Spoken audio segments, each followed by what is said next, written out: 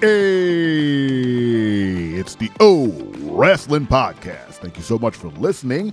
Make sure to hit that bell on YouTube and subscribe to the podcast on any and all podcasting platforms. I'm your host, CW. We're in Wrestlemania season, people. We're talking about Wrestlemania all the way up till, well, Friday, I suppose. And then Saturday is the big show. And Sunday is the big show. It's still weird to me that Wrestlemania is 2 nights, but it makes sense. It's a big wrestling show. Why not split it across days? Today's topic, though, is called Throw Them All In. Why am I calling it that? Because inevitably, during WrestleMania, there are a number of superstars who are, I would say, over, either mid-card or even, some of the top women or men in the company, but they don't have a spot on the greatest show, on the grandest stage of them all. So WWE usually finds a way to kind of toss a lot of people into one match. It is the reason why the Andre the Giant Battle Royale even exists. Simply a way to get a lot of people in the ring, give them a WrestleMania moment, even if it's, a little bit of shine, just getting their entrance on the show or, whatever. But this year, there are at least 3 matches that are doing that exact thing.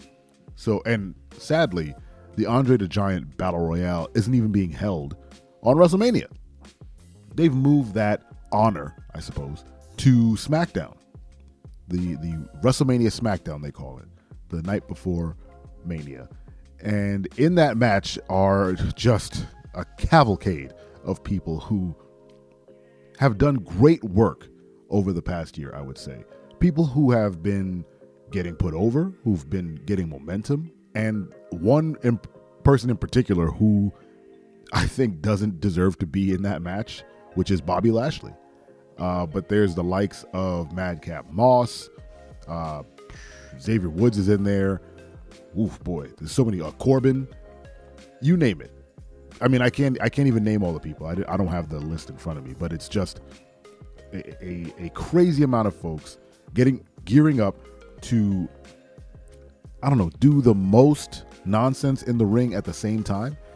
WWE's whole thing about piling talent into the ring and just having them kind of collide with each other until one person's standing is definitely an old school match type. They're doing it's basically a tiny Royal Rumble. You get tossed out, and then the last person gets a gigantic trophy that leads to nothing, by the way. The biggest thing about WWE is they have a lot of these sort of pomp and circumstance ceremonial matches that ultimately mean very little. And I'll go back to my original point of the Hall of Fame, where the Hall of Fame doesn't really mean anything because there is no physical or even digital Hall of Fame.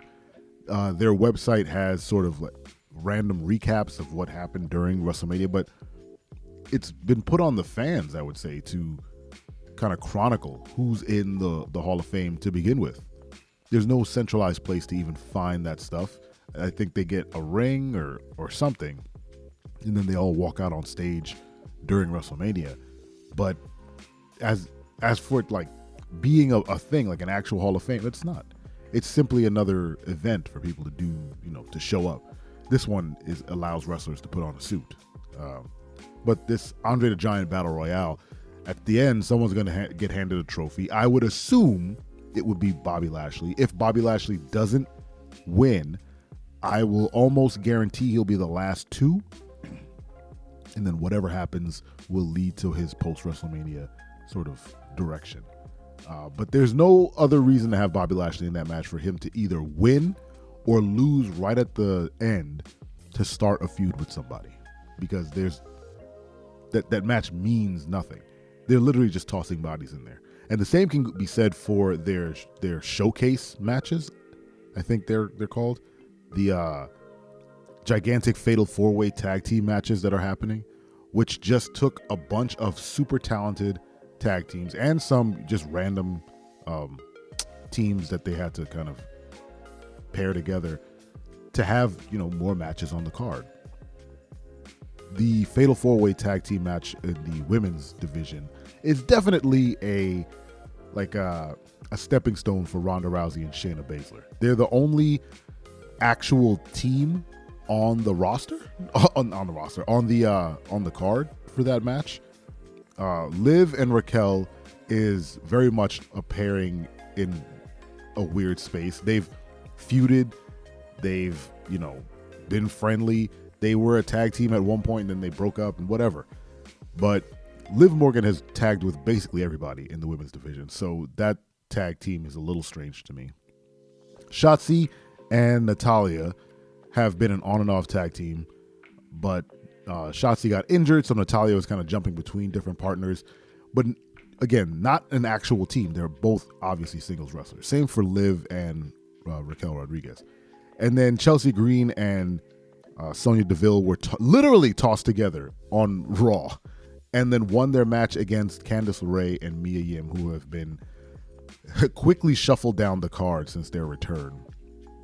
Especially Mia Yim, who made a triumphant return with the OC, and since AJ Styles has been injured and Judgment Day has moved on to Rhea being, championship material, Mia Yim has been left in the lurch doing, house shows and nothing else, and she's such a fantastic talent. We need to get her back on the scene, but she's taking pins for just to get into WrestleMania now. And the people who get in are Deville and Chelsea Green. I mean, I'm not knocking them, but again, the team is such a throw together. These four teams are so oddly paired, except for Shayna and Ronda, who are obviously a tag team. They've been a team for years now.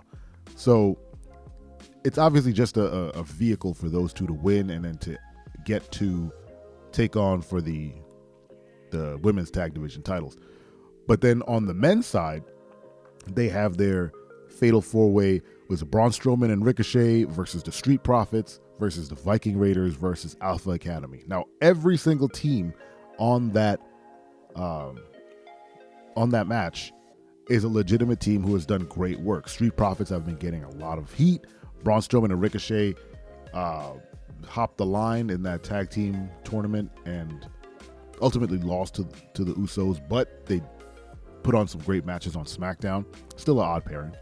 Viking Raiders have been kicking everyone's ass as of late, especially was it Drew McIntyre and Sheamus, who then, even though they lost to the Viking Raiders or periodically got their butts kicked by them, they're now taking on Gunther for the Intercontinental Championship. I don't know. It's weird. And Alpha Academy, who is, I think, the backbone of Raw. Let's be honest. Chad Gable is the ultimate utility player, and that, I don't know if that would be considered an insult, but that dude can wrestle his complete ass off. He is the closest thing that they have to Kurt Angle on the roster right now, and every match he does, he looks fantastic. He makes whoever he's wrestling look fantastic. And Otis is in the same boat. The man is a fantastic talent. He puts everybody over, and he's genuinely funny. Like you can see that he's just being himself, and he's just fun to watch. So having all those teams kind of collide together, and they kind of did a 4v4 tag match on Raw, which was fine. But I didn't like the fact that they even put them in the same ring if they're going to compete at the end of the week. But whatever, that's kind of the whole lead up to the match, I suppose. But having those four teams go at each other, I don't know what this is for, nor are there stakes for this match. Like the teams on both the women and the men's side get nothing on the win, besides, I guess, some shine, maybe. I still think that on the women's side, they're going to get a shot at the titles. But the men's side, there's no guarantee anything's going to happen for them, because if, let's say, Kevin Owens and Sami Zayn win, I mean, yeah, the winner of that Fatal 4-Way could go on to take them on. But if the Usos win, then yeah, there's no point. Anyway, what do you think of these kind of thrown together matches with all your favorite forgotten random performers? Let me know in the comments. Thank you so much for listening again. It's been 10 minutes already. Don't you ever forget. I'm your friend, but if I ever see you in the ring, I can beat you. Don't you know? Yeah, yeah, yeah.